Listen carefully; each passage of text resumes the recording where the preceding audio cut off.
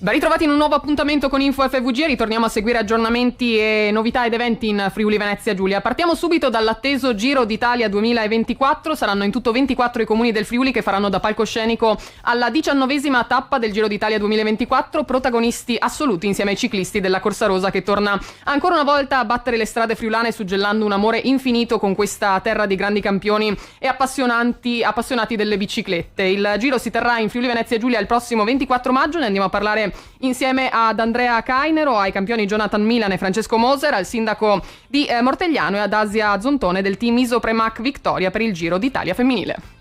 Anche questa è stata una serata di grande entusiasmo, di grande passione sportiva per questo territorio di Sappada, dove si concluderà la terzultima tappa del Giro d'Italia, nel segno di una proposta che era stata ideata negli anni da mio padre, che alla fine si è concretizzata con la partenza da Mortegliano e l'arrivo appunto a Sappada. Io vi do l'appuntamento per il prossimo venerdì 24 maggio per essere numerosi a seguire questa importante tappa che deciderà le sorti del Giro d'Italia. Dopo questa prima parte di stagione, e poi preparazione per il Giro e poi insomma daremo tutto per arrivare anche qua, quindi ecco, vi faccio un grande saluto. Chiaramente mi ricordo di quando correvo io,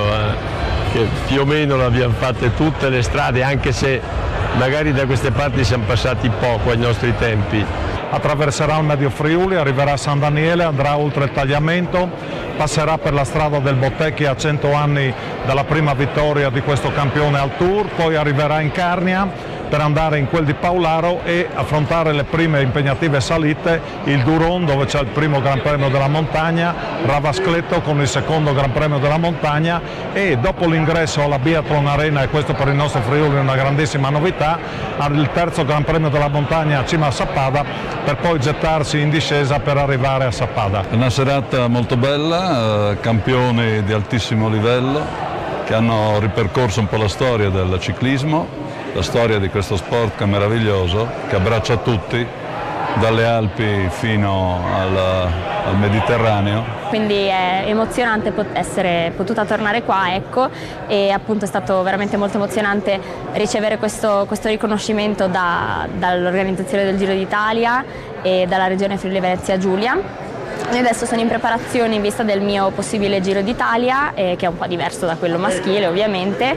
sia in termini di chilometraggi che di percorsi, però quest'anno l'organizzazione sarà la stessa del Giro d'Italia maschile, quindi si prospetta un grande passo avanti per quello che è il ciclismo femminile e adesso parteciperò a un po' di corse a tappe in modo da poter preparare al meglio il Giro d'Italia e speriamo vada tutto bene. La 19ª tappa del Giro d'Italia in Friuli Venezia Giulia, la Sappada Mortegliano, sarà protagonista quindi il prossimo 24 di maggio. Radio.0 sarà media local partner anche di questo appuntamento della Corsa Rosa. Noi ci spostiamo all'Università degli Studi di Trieste per il conferimento della laurea magistrale ad honorem al Presidente della Repubblica Italiana Sergio Mattarella, Borut Pahor, già Presidente della Repubblica di Slovenia. Andiamo a seguire subito l'evento, con noi c'è il Sindaco di Trieste Roberto Di Piazza. Credo che quel giorno, quel 13 luglio del 2020, abbiamo veramente superato quei drammi del Novecento, che del 2001 era particolarmente complicato. Poi il primo discorso che ho fatto tradurre in sloveno in risiera, dopo i 3 presidenti turchi, Josipovic e Napolitano nel 2020, 13 luglio, la consegna del Narodni Dom, poi i 2 presidenti che si danno la mano, ripeto, dei momenti di grande emozione, forse la più bella emozione dei 23 anni da sindaco. Si attende anche l'arrivo, sta arrivando proprio il Presidente della Repubblica Italiana Sergio Mattarella. Vi ricordo che potete seguire anche la diretta proprio sulle pagine dell'Università degli Studi di Trieste per festeggiare anche questo centenario, questo appuntamento che vede questo importante conferimento della laurea magistrale ad honorem che si sta tenendo proprio in questa mattinata. Lo vediamo arrivare proprio all'Università degli Studi di Trieste nella sede, a salire la grande scalinata con un pubblico veramente molto folto di